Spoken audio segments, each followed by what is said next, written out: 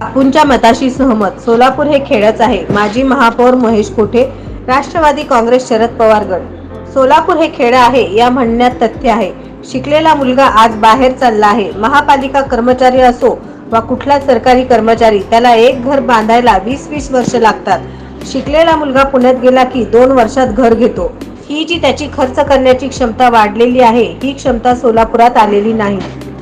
त्याच्यात थोडंसं तथ्य आहे.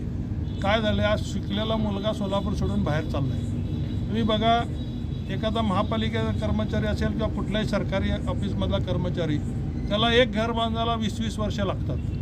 पण सोलापुरातनं शिकलेला मुलगा गेला तर 2 वर्षात तिथं तो पुण्यासारख्या ठिकाणी फ्लॅट घेऊ शकतो. ही जी त्याची खर्च करण्याची कॅपॅसिटी वाढलेली आहे, ती सोलापुरात अजून आलेली नाही. त्यामुळे त्याला खेडच म्हणावं लागेल. कारण सोलापूरमध्ये काम करणारा माणूस, त्याला आपण किती पगार देतो? 5,000 ते 10,000, 12,000च्या वर पगार देत नाही. पण हाच मुलगा पुण्यात गेला तर फक्त 8 तासात सुद्धा तो 20-25 हजार रुपये कमवतो काम करून. हा फरक आहे.